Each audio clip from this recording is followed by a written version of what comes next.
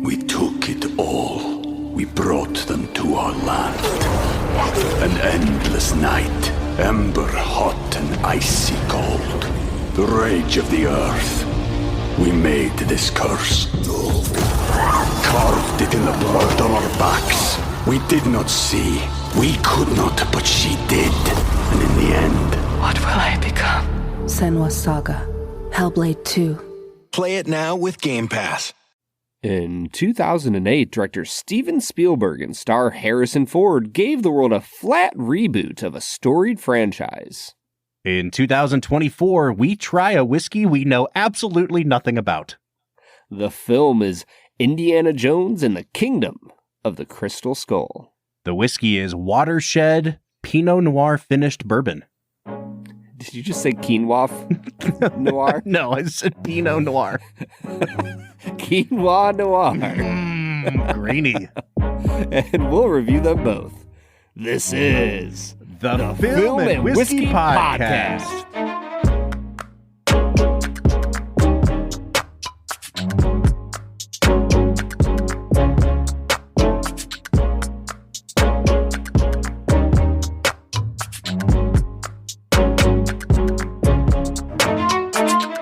Welcome to the Film and Whiskey Podcast, where each week we review a classic movie and a glass of whiskey. I'm Bob Book. I'm Quinoa G. Yeah, it's a good day for nicknames, man. Indiana Jones, Quinoa G. I'm ready, man. Quinoa G sounds like the worst 90s rapper of all time. I can't even deny it. That's pretty rough, man. And today we're watching 2008's Indiana Jones and the Kingdom of the Crystal Skull. Now, Brad, coming off of last week's movie Transformers, which has a lot of overlap with this movie, Transformers produced by Steven Spielberg, this movie directed by Steven Spielberg, both co-starring Shia LaBeouf. We talked last week about how happy we were that the title Transformers was just Transformers and that it had no extraneous words. They made up for it this week, my friend. What's the kingdom here? Why are we not just calling it Indiana Jones and the Crystal Skull? Like, what a freaking dope name that would be. What are we doing here? I think that raises my final score on this by a point at least. Or just cut it off at Indiana Jones and the Kingdom of. That's it. Kingdom of what? It's a mystery. We have to go see the movie now. Yeah, exactly.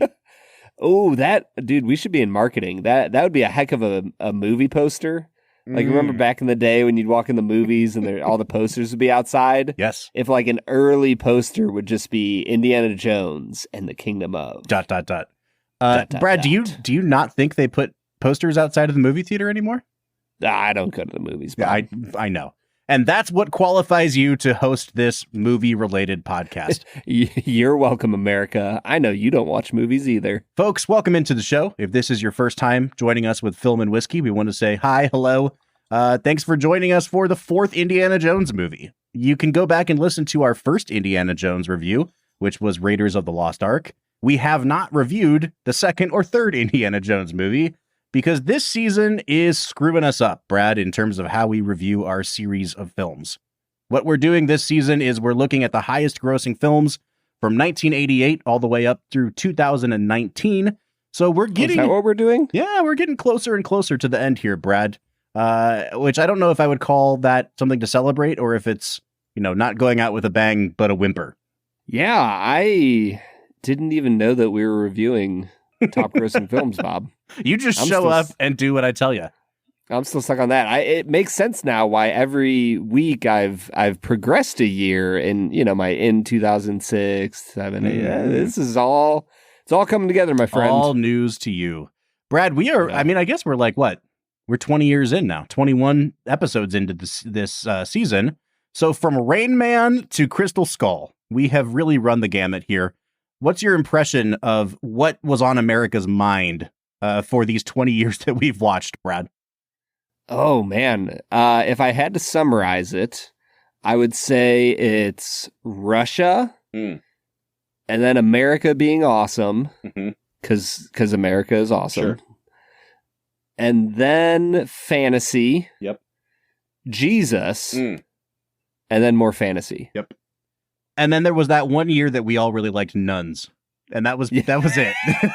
You know, like it's like in the late 90s when swing came back for a hot second and you had like Zoot Suit Riot. It's like that, but with nuns. Yeah.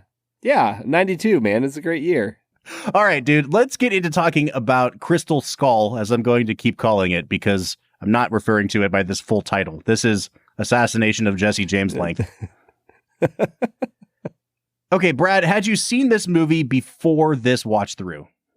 Yes, exactly one time, because I think that would have been the right amount of times to have seen this movie. At the end of last week's episode, you did say that you'd seen it at least once and you didn't like it. And I was worried that you were going to watch it again and not like it again, because my guy, Brad G, can get a little bit, what's the word, Brad? Petulant with films that he does not like. That is a strong take on how I interact with films I do not view favorably. You don't find Robert. yourself to be even a little petty sometimes when you're grouchy about the movie? I give movies honest scores that America deserves to hear. That's true. It sounds like this one's not going to get a very high score from you yet again, Brad. No, it's not. This movie sucks, bro. I'm in a slightly different spot. I don't think this is what I would call a great film. I don't even think that it's slightly sucks, America. Yeah, it's meh. It's a pretty meh movie. I did think that the first 40-ish minutes of this movie were they moved like gangbusters. It was some of the fastest paced filmmaking I've ever seen Spielberg do, and it really hurdles you from one scene to the next. And then they get on a plane to go to Peru, and everything that happens after that gets progressively worse.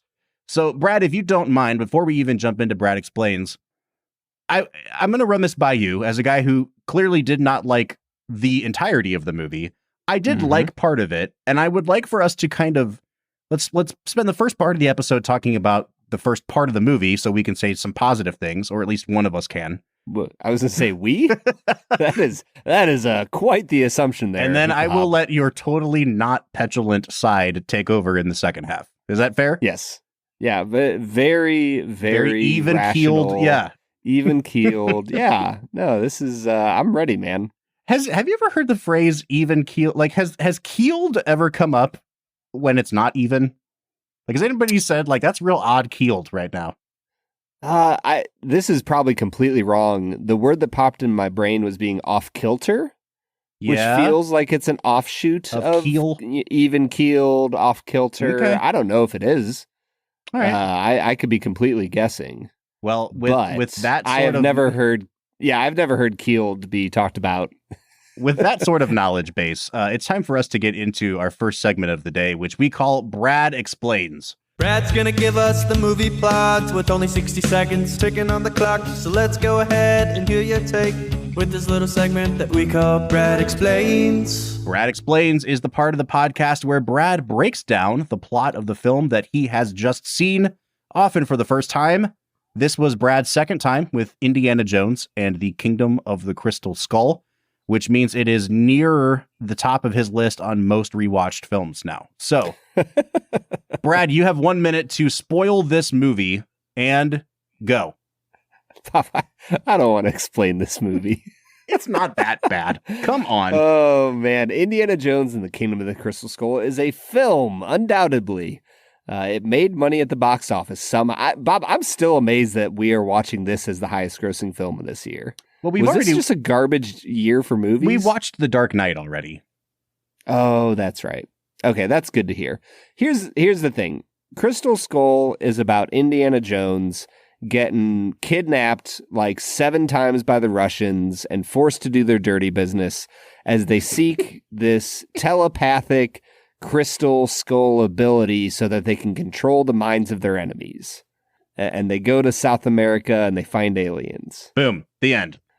Most importantly, I don't mean to immediately steer away, but you said dirty business, which is a phrase I've never heard. I've heard dirty work and I've heard like business or just like do their business. Giving them the business. But never do their dirty business. And it makes it sound like he became some sort of weird sex slave for the Russians. And I just want to say, folks, that is not what happens in this movie. It sounds like Brad may have actually found that to be more interesting than the movie that he got, though. I mean, you wouldn't be Kate Blanchett's weird Russian accent. No, absolutely not. I know what you're into, Bob. I am into Kate Blanchett. You know this about me. One of my all-time movie crushes. I think you're more into Kate Blanchett from The Aviator, if I had to guess. I do like the Hepburnian version of Kate Blanchett. Yeah. Okay, so Brad, I want to start by asking you a question, and it has to do with Indiana Jones as a series. There's definitely been some ups and downs to this series. People, Raiders is considered one of the greatest films ever made, and then Temple of Doom has its followers, but is always considered a big step down, and then kind of a return to form with The Last Crusade. What do we get? A 20-year break almost before Crystal Skull comes out. Mm-hmm. And people say Crystal Skull ruined the series and blah, blah, blah. So we're dealing with a movie here that reputationally is kind of in the same vein as what we dealt with The Phantom Menace a few weeks back. Now, I think The Phantom Menace has been reclaimed in the years since, but for a long, long time, I mean, even you, Brad, as a fan of Star Wars, knows that it had a lot of obstacles to overcome to become the beloved film that it is now. And this is kind of similar. What I find to be interesting is Indiana Jones was always designed to be a throwback to stupid short serial films that they would show before movies, at a double bill in the 1950s. Throwing all the way back to 1930s films. You get a lot of that with Raiders. With characters with the names like Mutt Williams. Yes. And so when you get to this movie, now we're set in the 1950s, and it's very clear that Spielberg is trying to throw back to those 1950s teeny bopper movies and parts of it, but also the cheesy science fiction films of the 50s. And I think that if you go into this movie, understanding that it is clearly designed to be as cheesy as the films that it is ripping off or paying homage to, I don't think I had a bad time watching it. Whether or not it's a good movie is a different question. But I guess my question to you, Brad, is why do you think we accept the homage to certain films that Indiana Jones does, but that this movie doesn't work with the kind of films it's paying homage to? Does that make sense? Yeah, it does. I think for me, oh, you're going to love this analogy, Bob. Are you ready? So you talked about cheese a minute ago, and I agree with you. This movie has cheese galore. Mm-hmm. The problem with too much cheese in your personal diet or in your film is that it leads to straining.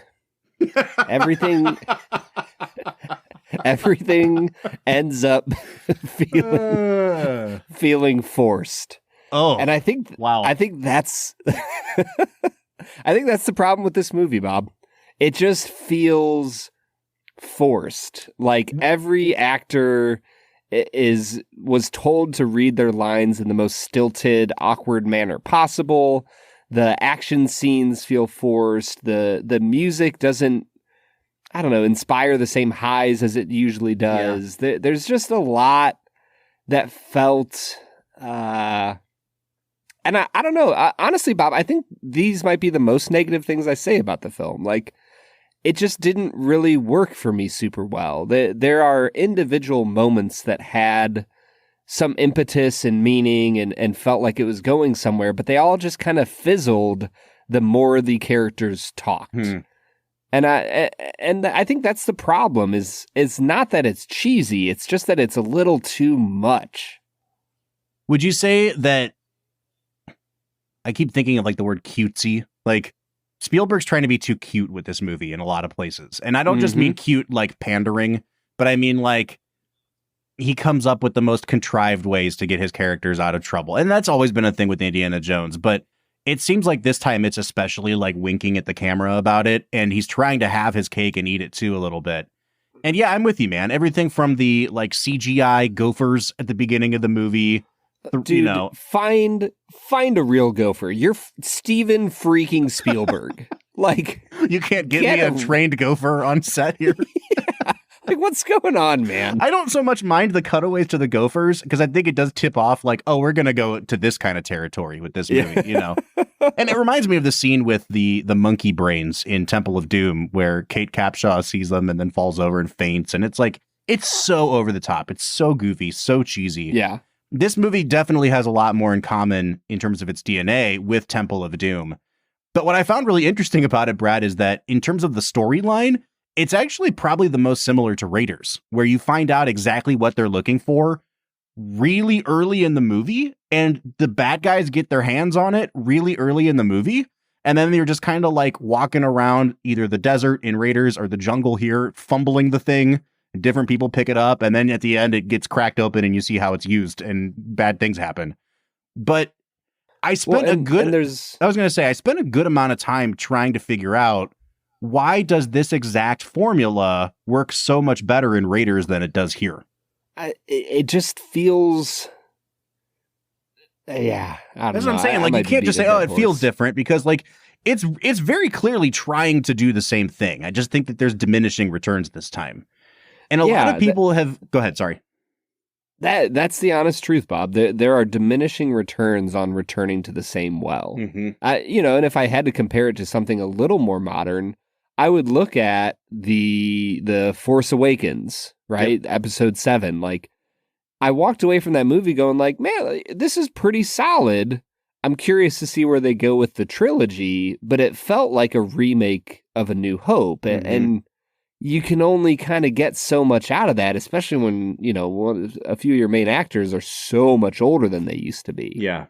And that's kind of where we're at here with Indiana Jones and the Kingdom of the Crystal Skull. Is that what it's called, Bob? Is that the full title? I think so, yeah.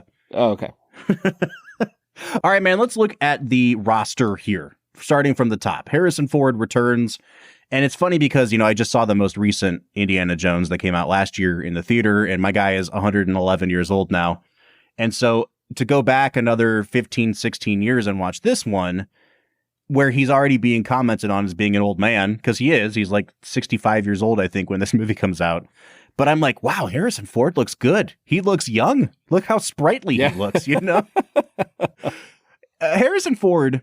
Even at 65, it's kind of like the Clint Eastwood thing, where you're like, I get it. I get why people would still fall in love with you, Harrison Ford. He is an incredibly good-looking man. He still moves pretty well in this movie.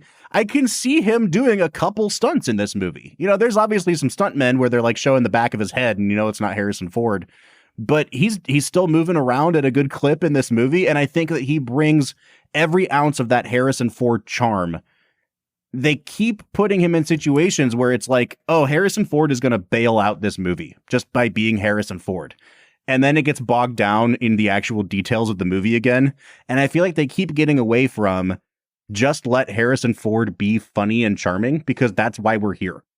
Yes. Yeah, I am with you on that. I think that Harrison, at select small moments throughout the movie, you can feel his sarcasm coming through, and it's perfect. Mm-hmm. And it kind of cuts against the grain of what the movie is going for, but in a way that makes me go, oh, I wish there was more of that and less of Shia LaBeouf and less of Cate Blanchett giving just a all-star Russian accent. Oh my gosh. It is so good.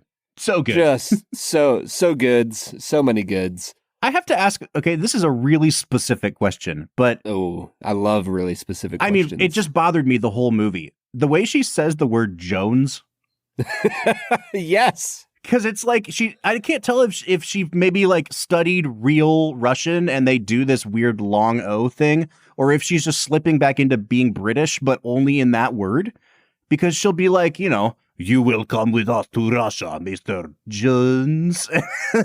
It just becomes this weird, like, OU umlaut type sound every time she says it. And it drove me crazy the whole movie, Brad. It's incredible. I'm here for it, man. The cheese on her Russian accent is what put the movie over the top. And yet, I think if you isolated it, it's like a thing of glory. Here's my hot take. She's not cheesy enough in this movie. She needs to chew 10 times more scenery than she does. She comes in and she's got the like, I'm a badass with my tight fitting clothes and my horrible looking haircut. And she needs to be like either over the top, like sex pot, kind of like a what was the GoldenEye villain? I was just, yep. You know what I mean? Like she needs to be like that, or she Iron needs to thighs. be, yes, or she needs to be like a John Malkovich character. She needs to be one of the two. And she has a couple moments where, like, now I just want to see that her role recast, still as a woman, but just but John but Malkovich, played by same, John like the wig and Malkovich. everything. Yeah. Yes. She has a moment in the movie where Harrison Ford says something to her like, you win or something. And she goes, nah, I usually do. And I'm like, oh, see, we need more of those. We need more of like Bond villain vibes from you. And I think she's trying to be over the top, but also play her role like she's taking it seriously. And it's once again, like, you can't have it both ways, Kate. You got to choose one. And I think that the movie is so ridiculous and cheesy that it needed her to be a little bit more like Nicolas Cage level over the top. Yeah, maybe that would have, been it's kind of like a joke that gets old, but then it comes back around. It's funny again. Mm-hmm. Like maybe this just needed that much more cheese in its life to push you from straining to just very loose to the flowy, floodgates opening. Yeah. Just moving. To just straight Velveeta, baby.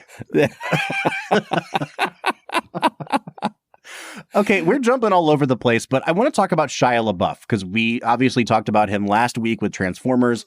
You didn't really like his character there, and I didn't think he was really perfectly cast for that movie. He has gotten a lot of crap for his role as Mutt in this movie. I think that, again, it reminds me of the kind of Jar Jar level hate, where it doesn't really make sense why people hate him so much. I think most people just pushed back on the fact that we tried to just insert a kid into Indiana Jones's life, and that they were toying with the audience of like will he take on the mantle? Will he not take on the mantle? I got to be honest with you. Spoiler alert, he doesn't. He does not. They snatch that hat back real quick at the end of the movie, which I thought was a funny touch. I really liked that ending. But separated from the film by 16 years, I guess I just don't understand it. I think that, first of all, I think Shia LaBeouf's really good in this movie. And I also don't mind his character. I do think that there are a number of scenes where the I'm griping with my dad thing goes on way too long. Yes. But that's more of a writing issue. And I don't think that I thought they had great chemistry. I thought they played off each other well. And like overall, I found him to be a really great addition to the movie.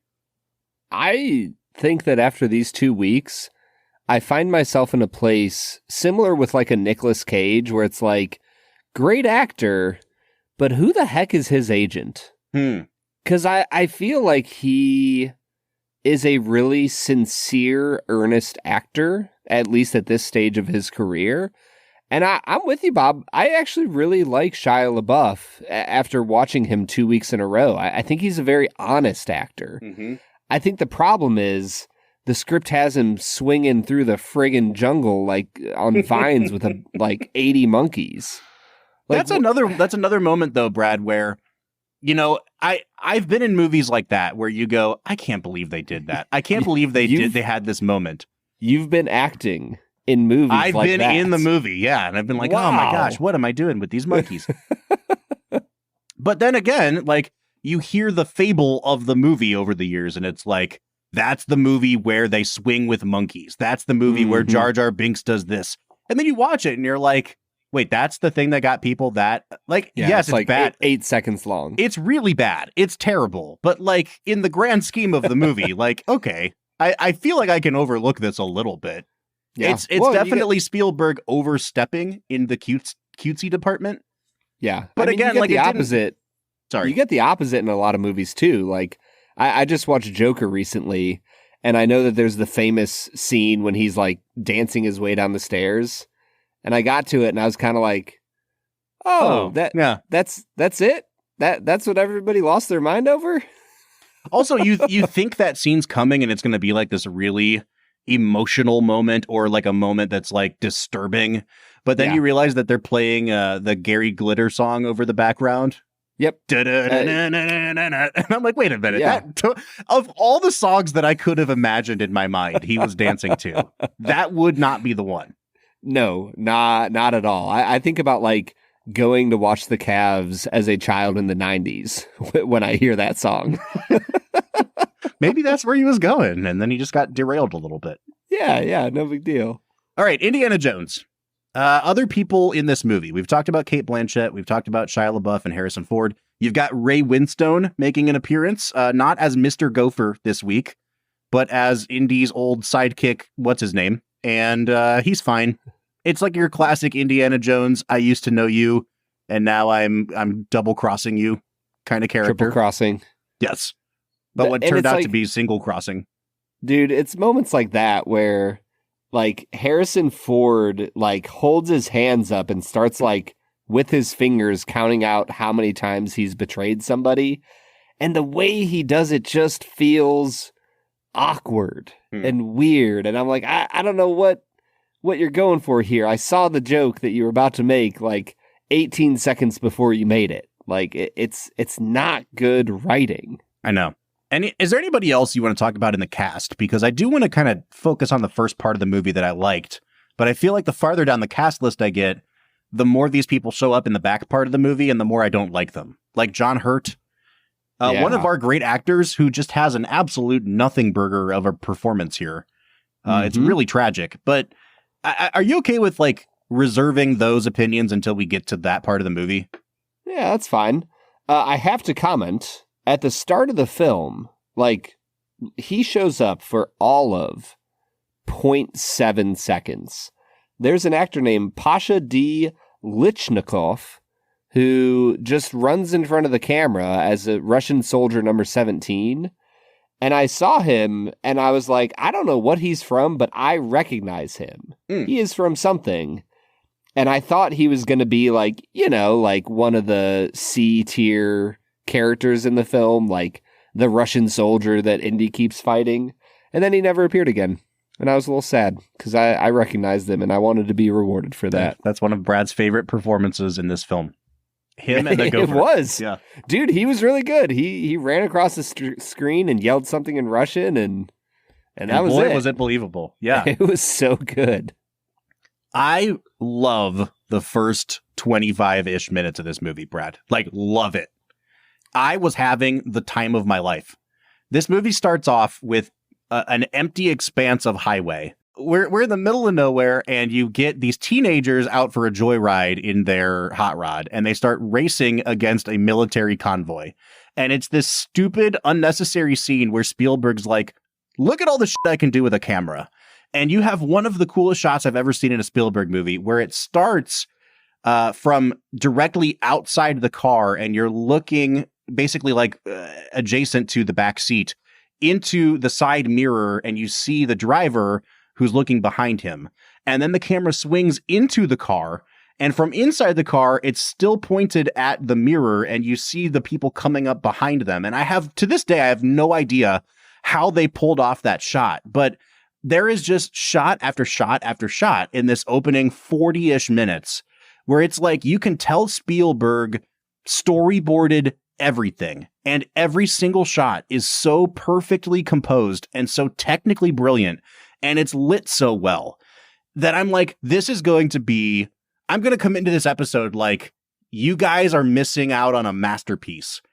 And Brad, like I said, they get to the point where they go to Peru, and then Spielberg's like, now everything's going to be made by a computer. And the movie goes so far downhill. But I don't know what it is about that first third of the film. It was like masterfully made movie making. And like, regardless of what you think of the script of this movie, I guess I'm wondering, did you notice the craft, at least in the early part of this movie? Oh, everything in me just wants to piss you off and just go, nah. But I will say the first time watching this through, because you had me go back and rewatch the first 10 minutes to see if it stood up to your evaluation.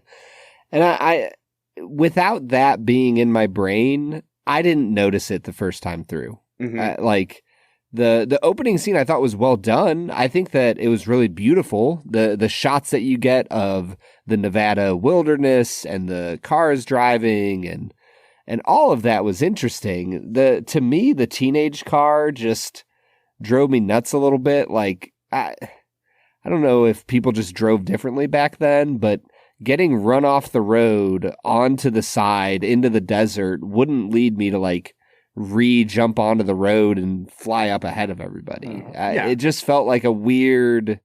Again, like I do think there's a difference between like, is this working on a story level, and is Spielberg just like having a field day being the best person to ever use a camera? Sure. And I think that if you're watching the movie just for like, you know, what most people would be, which is like a surface level, I just want to be entertained. Like, there's entertaining parts to it, but it's also absolutely baffling, some of the things that happen in this movie. I'm the first person to say that.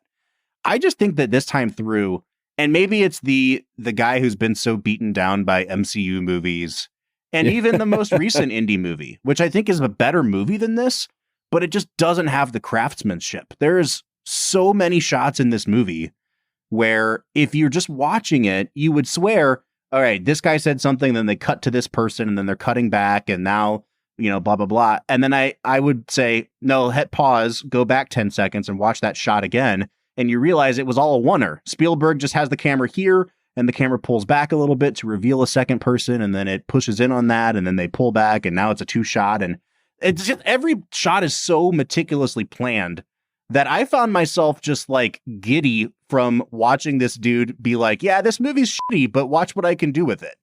It's like he almost pulled it off too, you know? Yeah, I think for me, I really enjoyed the Nuketown scene where it's following Harrison around this town that has been built to see what happens when an American town gets hit by a nuclear bomb. Mm-hmm. And like that scene just was well done. And it felt like a part of the movie where there was no CGI. It slowed down a little bit. It let Harrison be almost like a fugitive. What's the 80s movie that you don't like? I don't know. With Back Harrison. to the Future? Oh, with Harrison. The cybernetic people. Blade Runner. Blade Runner. It feels like a Blade Runner fugitive Harrison, like wandering around this abandoned town and not knowing what to do next. And then the moment of panic on his face is you realize they're about to test a nuclear bomb. I have to find a solution. Like, those are the moments with Harrison that I'm like, oh, this is the Harrison Ford I know and love. And I think Spielberg is using to his maximum. And then he puts him in a CGI refrigerator and shoots him, 18 football fields away. And it's another one of those famously bad scenes. Yeah. And that's the one that I'm like, I don't know that you actually recover from this one. And it happens like 20 minutes into the movie. And it's just so unnecessary. It has nothing to do with the plot of the movie. The funny thing, though, too, is like, from a filmmaking standpoint, I can see exactly why they did it. I can, like, for Spielberg, Indiana Jones is his entry point into the iconography of America, and America of certain eras. Like, you get Harrison Ford literally bumping into Hitler in the third Indiana Jones movie. He's battling Nazis all through these movies. And now it's like, we're going to bring him into the nuclear age. We're going to bring him into the Cold War. Spielberg's probably sitting there with George Lucas like, I have an idea for a shot. I don't know how we get there. But it's Harrison Ford walking up a hill, and over the crest of the hill, it's just a silhouette of Indiana Jones with a nuclear explosion behind him. Yep. That's the iconography that will make people wonder, like, how do we bring Indiana Jones into the Cold War era? Let's build a scene around that. And I know, like, if I know anything, Brad, I know that they worked backwards from that shot, because it's one of the coolest shots I've ever seen, but nothing makes sense. You know what I mean? Like, I respect the attempt, Spielberg, but what the hell are we doing here? Yeah, I mean, you've storyboarded with Steve before. Yeah. Like, it makes sense with what you know of him. I already told you I've swung with monkeys on set, so what would make you doubt me now, Brad? That sounds like you're doing something dirty on your own, Bob. Dirty business, as we say. Okay, before we go to break, Brad, I do want to call out just a couple other things about the first part of this movie. I really like having Jim Broadbent show up as the dean of the school. Oh, yeah. I like the introduction of Shia LaBeouf and them starting a fight between, like, the socias and the jocks or the bikers in that, like, soda shop. I thought that was great. And then it goes right into shake, rattle, and roll. It's a great needle drop. And then you get this awesome chase scene with a motorcycle and these KGB guys chasing them through the college campus. It gets ridiculous. They go into the library. I'm having a blast. Like, this movie is cheesy as hell, and I'm loving it. And I guess, once again, I'm wondering, like, what was the turning point for you, Brad, where your internal, movie watching bowels started to get stopped up with the cheese? Because for me, the cheese was working until the cheese was all CGI. But did it stop working before that for you? It was the Gophers, man. What's at the 2-minute mark? The freaking gopher pops out of the ground and is just some of the worst CGI. Like, just hire Pixar to make that gopher. It would have been incredible. Like, it's crazy how bad some of the CGI is in this movie, dude. Oh, and it was from that moment on that I just really didn't jive with this movie. But Brad, you know that's the first shot of the whole movie, right?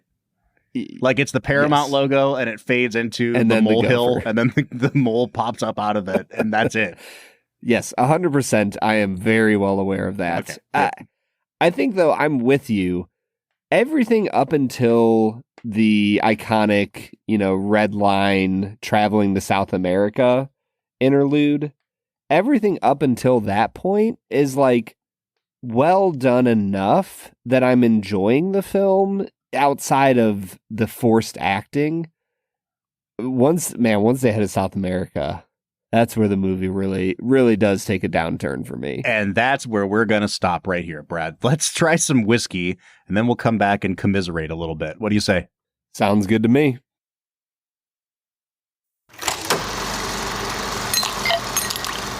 All right, so today we're trying something a little bit different, Brad, both in terms of...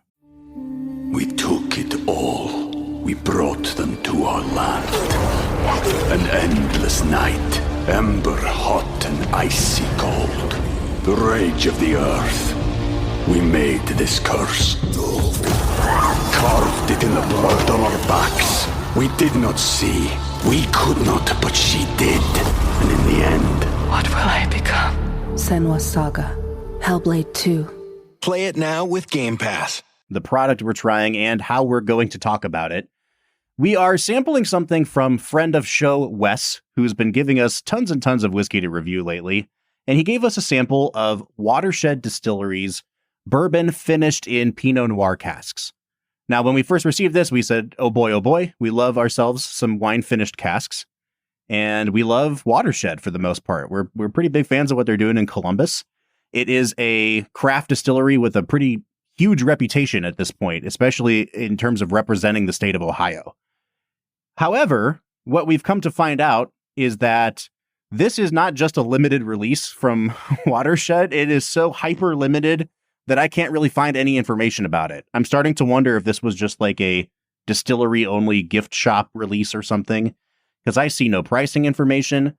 I see no mash bill information. I know that Watershed has worked with 4-grain mash bills in the past, but their regular mash bill is not. But I can't tell exactly what we're drinking today, Brad. And so I think, let's give our impressions here, but I think we might just want to use this kind of as a jumping off point to talk a little bit about the craft whiskey scene in America. And I think this sort of epidemic now of finished bottles, because that's kind of what we're doing here today. Yeah, 100%. I think that so many craft distilleries are working their way into, hey, we're unique because of this territory. And I think it works really well for some of them and not quite as well for others. Mm-hmm. Like the reason Angel's Envy is still famous isn't because they make really good finished whiskeys. It's because they were the first ones to make to make finished whiskeys. And so I think that every craft distiller is trying to find their unique voice in a oversaturated market. Can I get an amen, Bob? Yeah, dude. I don't want to be the doomsayer that I clearly am going to be, but like, I'm really getting sick of the bourbon industry assuring us that there's not a bourbon bubble happening. And even like bourbon influencers that I am friends with are, I think, really optimistic that this will continue, but I just don't know how it can. The way that these distilleries are expanding, the $100 million, $500 million expansions we're seeing, I just don't know how sustainable this can be. And so I think you're starting to see it a little bit in this explosion of product expansion, product line expansion, and they're doing it by finishing their same product in 85 different kinds of casks, some of them good, some of them bad. Brad, the one we have in front of us here, I guess let's just go ahead and dive in because it's clearly standing in as a representative for all finished barrels ever right now, which is probably not fair to it. This has gone way darker than I thought it would for our whiskey segment. Well, I mean, look, it's a harmless thing that Watershed is doing here, but I also what am I to do with this? If it's good, great, they don't sell it anymore, and if it's bad, it's like, well, now I know why they didn't sell it. You know what I mean? I think I do, Bob. Okay, we're diving in. On the nose of this Watershed bourbon, Brad, this is incredibly young smelling, incredibly youthful. A lot of times you'll hear that there's a specific note on craft whiskey that needs to be separated from youth. And I don't know if that's exactly what's going on here, but I smell a lot of just like straight raw grain.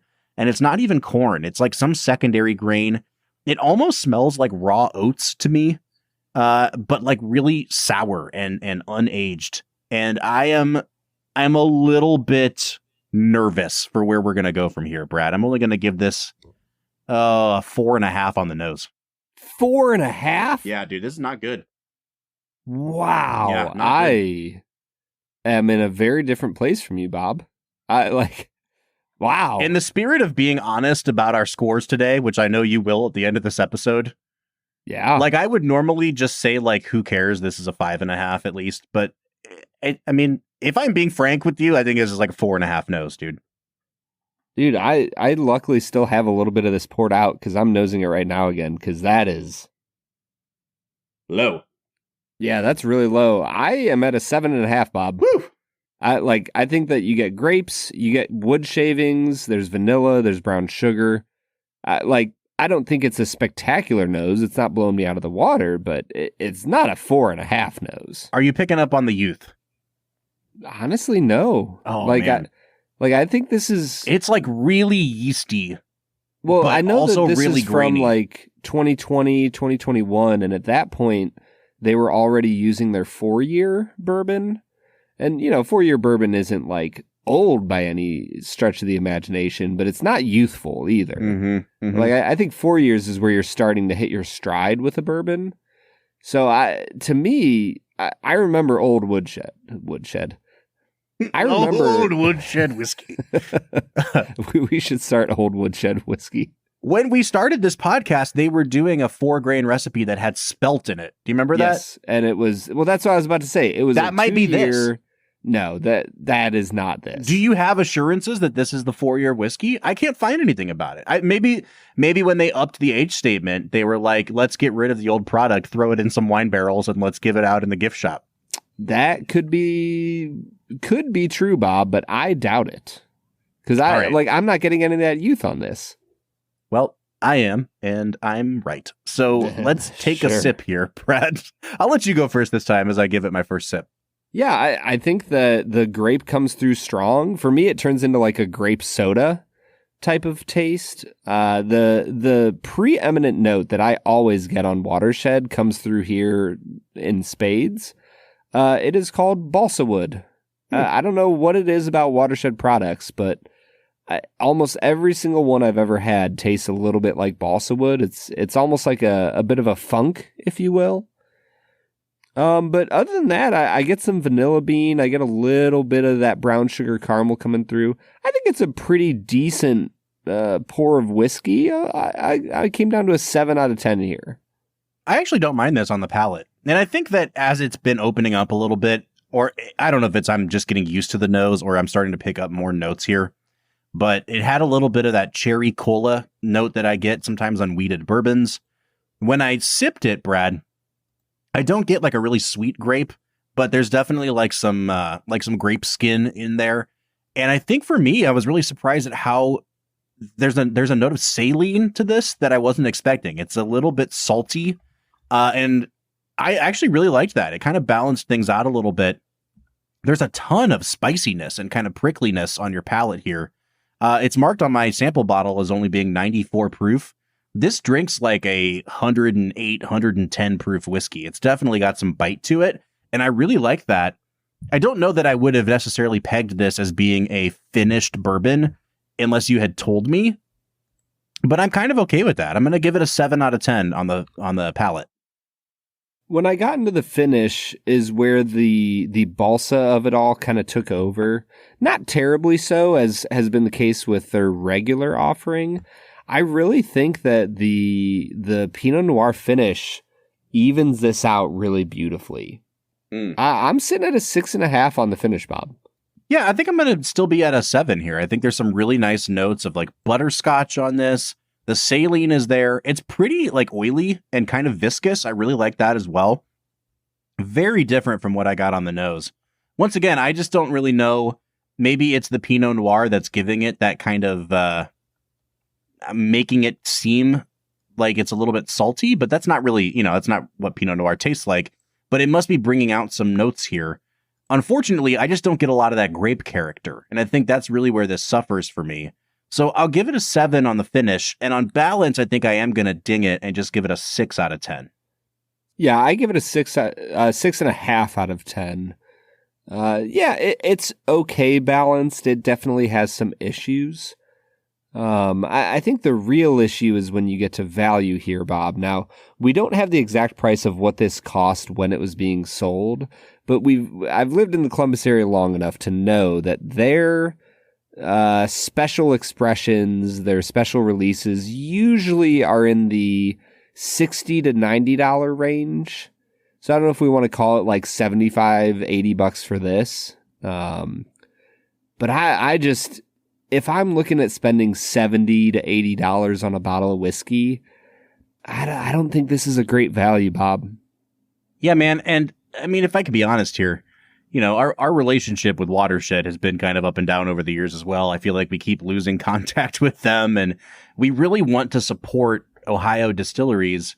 Watershed is one that's like, we want to support you, but like you're hard to get in touch with. And so Watershed, I'm really sorry that we don't have the information on this bottle that might be necessary for us to give this a more appropriate score.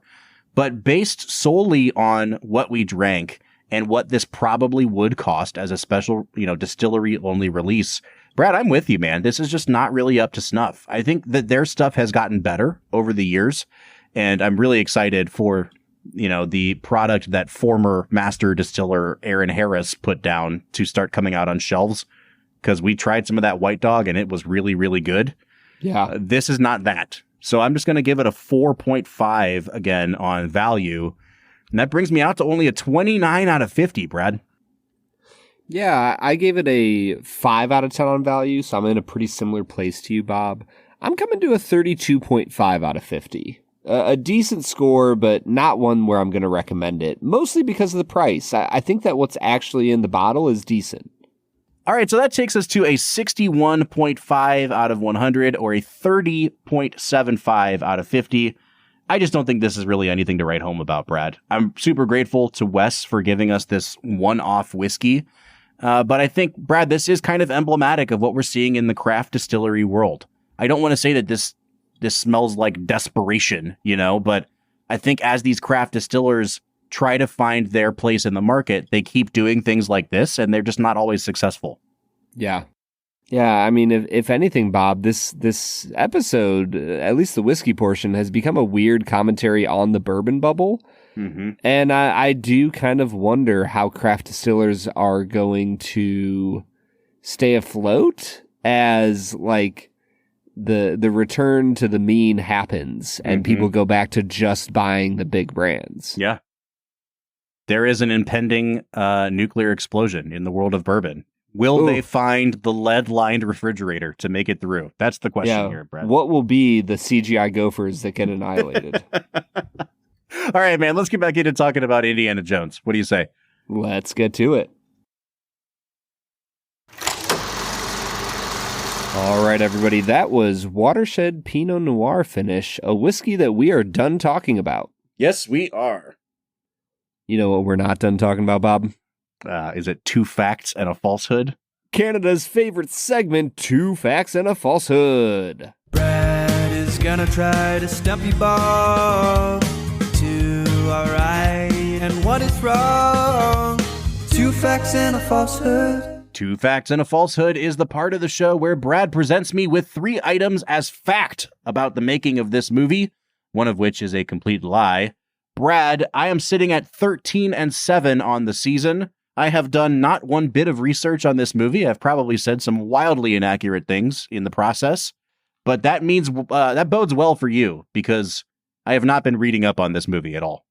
I don't blame you at all, Bob. That is probably a good decision on your use of time. All right, man. Hit me with your 2 facts and a falsehood. Fact number 1, the girl who punches Mutt Williams. I almost called him Matt. That would be way too normal. Matt Williams. The blandest name ever. Mutt Williams, played by Shia LaBeouf, in the diner scene is Sasha Spielberg, daughter of director Steven Spielberg and Kate Capshaw. Fact number 2, due to new safety rules around the use of props deemed dangerous on set, Indy's whip was actually a CGI replica in several scenes of the movie, a move which was met with ridicule by Harrison Ford. Fact number 3, the Akator throne room near the end of the film keeps up an Indiana Jones tradition by having C-3PO and R2-D2 etched into one of the yellow tiles, and E.T., the extraterrestrial, Bob, I don't know if you've heard of him, etched into another. Number 3 sounds true, and if it's not, I don't care. That just sounds like a fun little Easter egg. Number 2 also sounds true. My boy Harrison would not stand for CGI. Number 1, I don't really know or really care. Sasha Spielberg is in fact Steven Spielberg's daughter. I don't know if that was her. I don't know that you would know enough about Sasha Spielberg to make it up, though, so I'm a little suspicious that that might be true. My gut is telling me number 2 is one that you would write. Where are you going with this, Bob? Is it 1 or is it 2? Is it 1 or is it 2 now? Number 1 is the falsehood, but I don't feel good about it. You shouldn't, because you're wrong. No! Was it 2? Yeah, it was 2. Ah, damn it. I hate when that happens. Yeah, I should have known you didn't know anything about Sasha Spielberg. Yep. All right. Well, every once in a while, I do some research to write a really good falsehood. This was not one of those today weeks. is not that day. Yeah. Nope. I've been busy, bro. So I am at 13-8 on the season, and Harrison Ford's whip apparently real in all scenes. Yes, every single one. Wow. I did somewhat steal this from the IMDb page. There were new safety rules, and they did want to use a CGI prop for every single whip scene. And Harrison Ford literally was like, "Get the F out of here. I'm using a real whip." And so every single whip in the whole movie is 100% real. Okay. Thank you for authenticating the, veracity of the whips here. All right, Brad. No problem, man. Let us dive back into this movie. I don't have too much more to say because everything after Peru is a negative from me. I just think that this thing really devolves into talking in circles, I think, is like the biggest thing I can really criticize this for. We know exactly what the skull is used for. The scene where she hypnotizes him with it is like a preposterous scene, but I think it's really well done. There's actually like some stakes involved. It's a little bit suspenseful. They're trying to escape. You can't tell if Ray Winstone is the bad guy, but like the mythos of the skull is established. We know everything we need to know.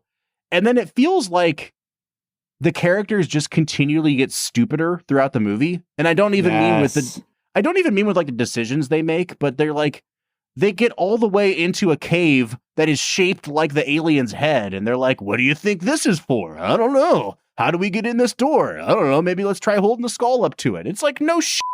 Like the skull has pointed you everywhere. What's wrong with you people?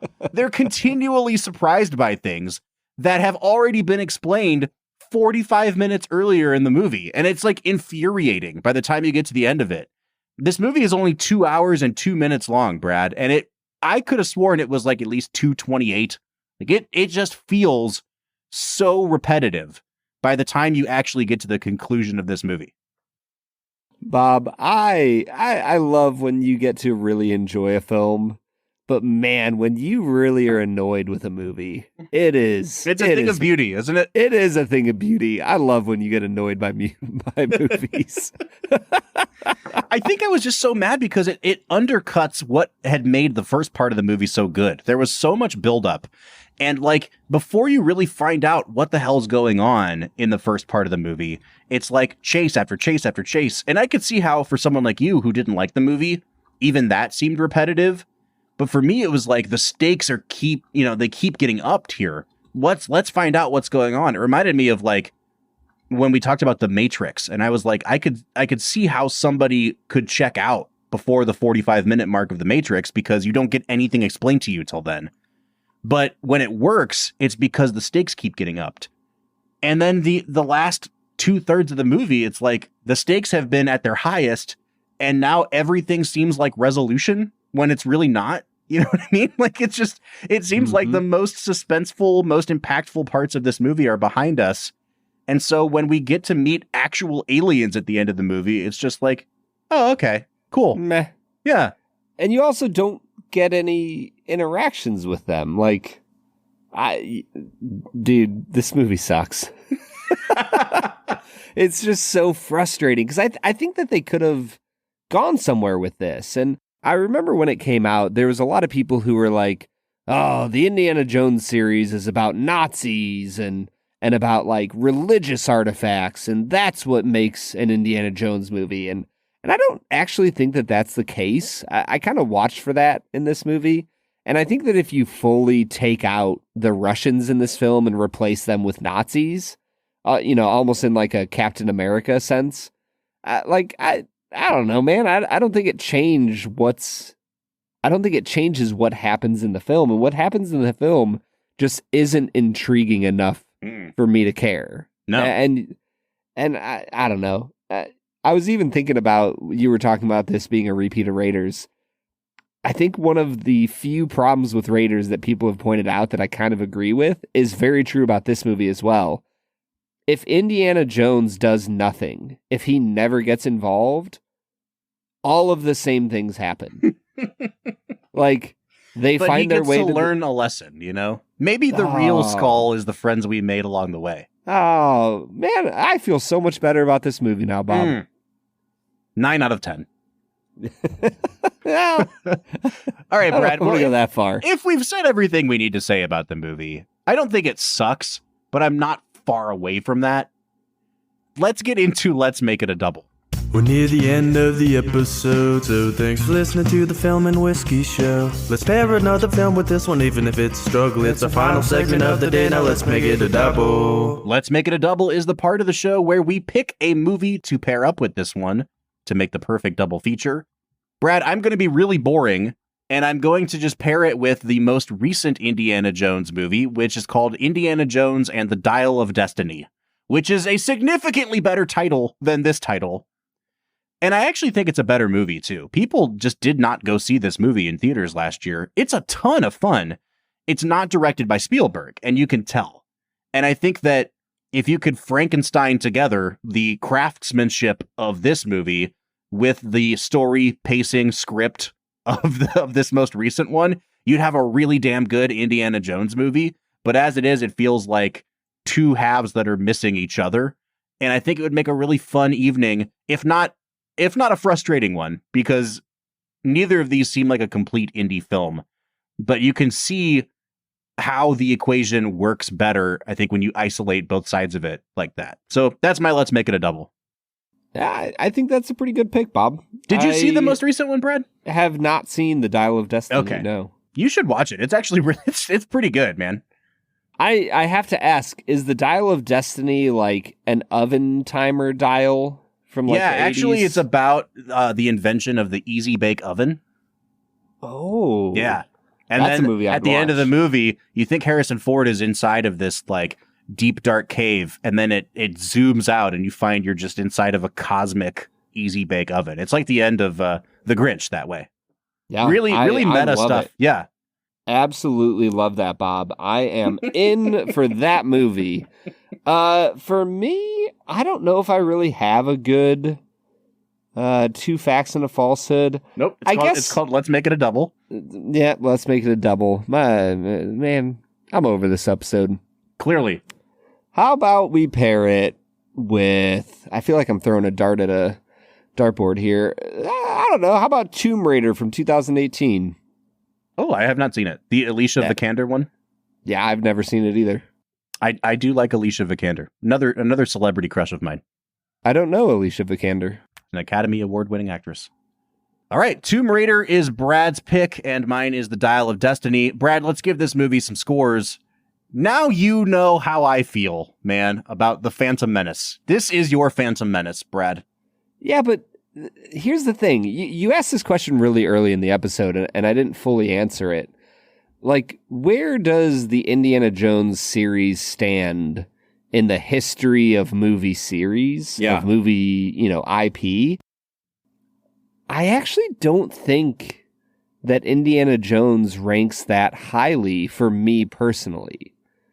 Like, nor does it for most people of our generation. I feel like there was enough of a gap, from Return of the Jedi to Phantom Menace is a 16-year gap. From Last Crusade to this movie is a 19-year gap. And so there's a little bit longer of a gap, but also like, I don't know, there's just something about Star Wars appealing, especially to kids, that it kind of gets its hooks into you really young. I've thought about this a lot, Brad, because I think for me, when Raiders or when Indiana Jones is clicking, I find it to be more purely enjoyable than the world of Star Wars. And that's just me. But I mean, I would never argue that the ups and downs of this series are anything compared to Star Wars. Like, I just think that whether I like Star Wars or not, it's a more consistent product, at least until you get to the sequels. But yes, but the Indiana Jones movies are always kind of like great, meh, pretty good, meh, okay. You know what I mean? Like, it kind of bounces back and forth, which is unfortunate because I think that with some more consistent scripts, this really could have been Spielberg's, Star Wars type saga. And it just falls a little bit short. And I think because of that, people just haven't embraced it through generations the way they have with Star Wars. I think you summed it up perfectly, Bob. I'm 100% with you. I think Indiana Jones is fun, but outside of Raiders of the Lost Ark, none of the movies are good enough to really warrant. Oh, Last Crusade's really good, dude. Oh, I honestly haven't seen it since I was a teenager. Friggin' Sean Connery, man. Yeah, I know. Indiana, let it go. Oh, it's so good. He's in this one too. There's a picture of him. Yeah, there sure is. First dad dies, then this guy dies. He just gestures to both pictures. Brad, what's your final score, man? What's my final score? 5 out of 10. Yeah. I want to give it a 6 because I feel like the first half, the first 45 minutes were a legit 8.5 to 9 for me. The last 2/3 I was on my phone through. So let's be real here. I watched this movie for the first time about a year ago. So I remembered the whole thing and I felt like I could be on my phone, but also the movie put me in a state where I felt like I needed to be on my phone.